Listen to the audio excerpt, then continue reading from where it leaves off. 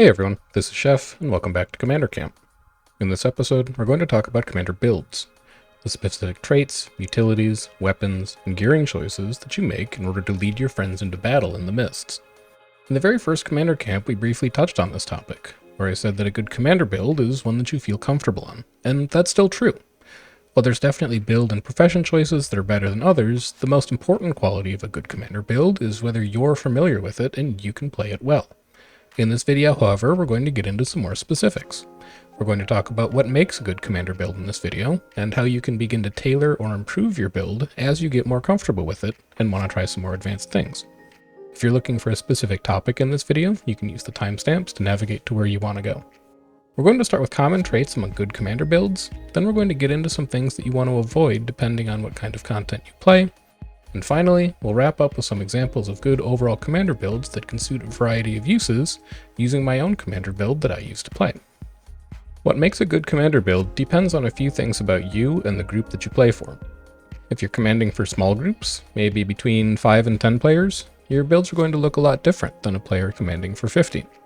And if you're commanding for competitive open field fights, you're not going to use the same build that you would want to use for objective attack and defense. But there's also some overarching themes that are going to be the same no matter how you're playing world versus world, so let's cover those first. Number 1, you want your build to be survivable. The most important thing that a commander does is exist on the battlefield, to serve as a marker for where other people in your squad need to go, and this is difficult to do from the ground. Professions with high health pools and strong defensive utilities lend themselves well to being commanders, like guardians, warriors, elementalists, or mesmers. Defensive utilities can either be active defense, like the full immunity provided by Mesmer's Distortion or Warrior's Defiant Stance, or it can be passive defenses, like the damage reduction provided by Elementalist Minor Traits and Earth.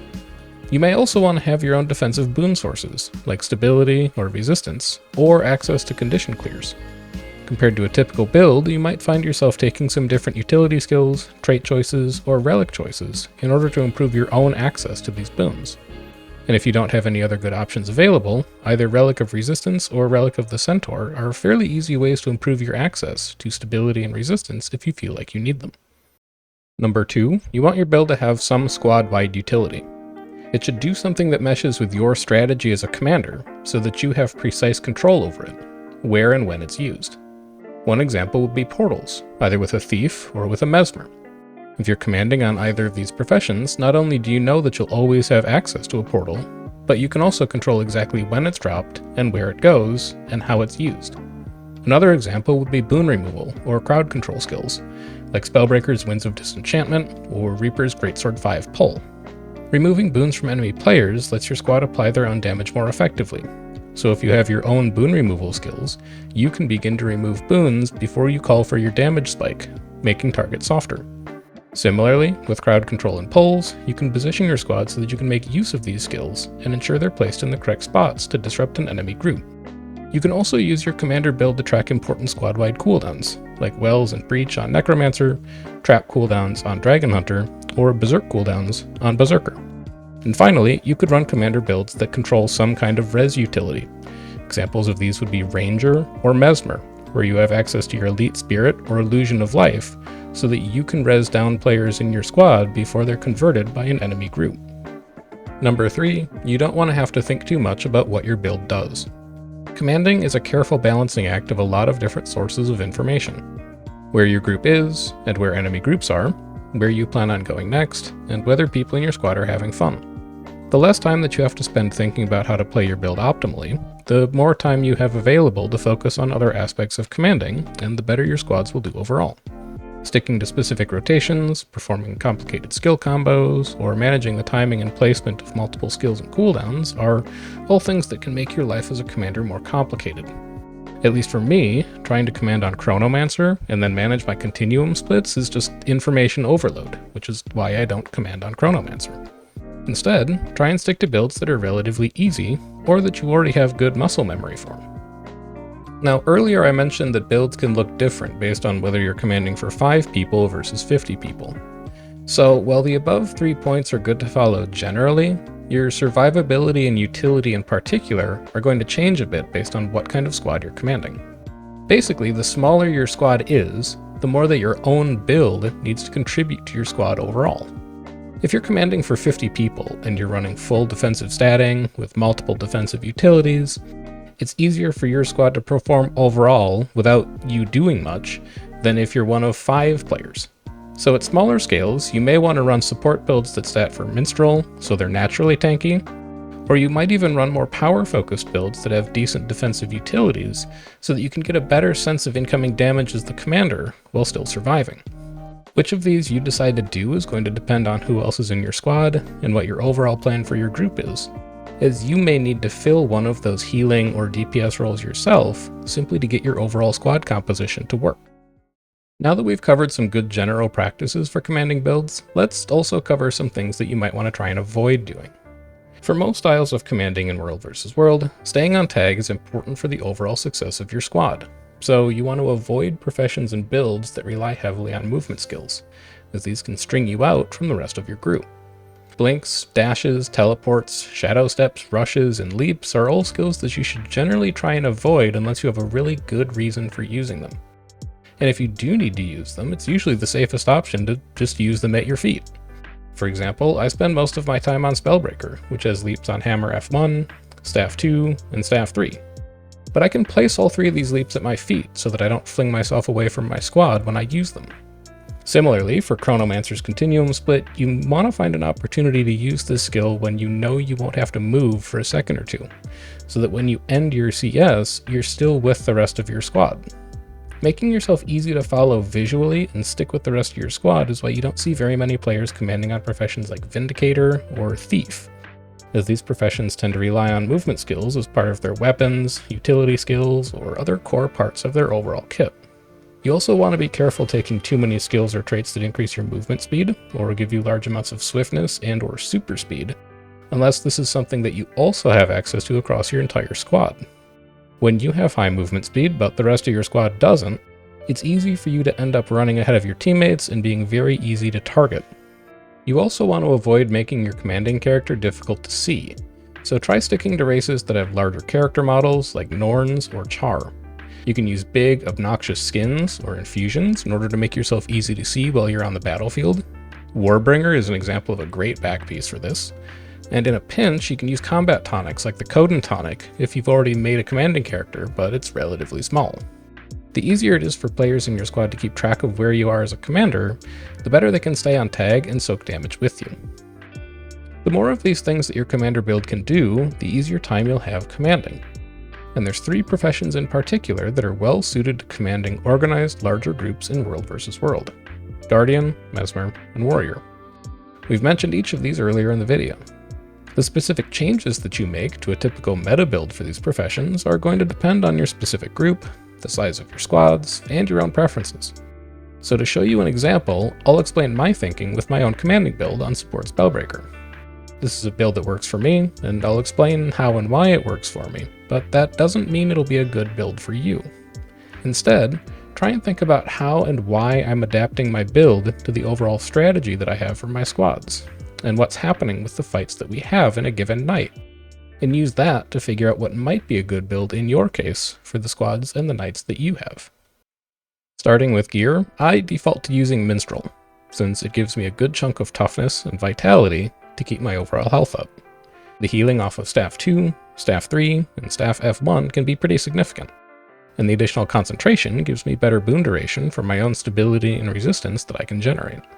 That said, if I'm getting pin-sniped, or I just feel like I'm taking too much damage and dying too often, I'll swap over to Sentinels instead for the absolute tankiest possible stats.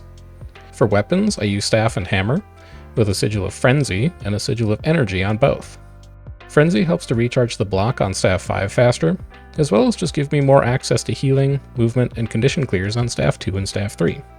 And Energy gives me consistent dodges on my weapon swaps.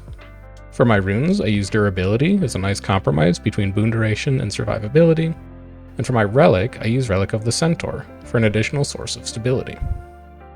Getting into utility skills, I use Healing Signet because it has resistance on it, and coupled with Relic of the Centaur, it gives me stability plus resistance on a single button. Balance Stance is a must for damage mitigation, giving stability but also breaking stuns and preventing critical hits for 4 seconds, mitigating a lot of incoming damage.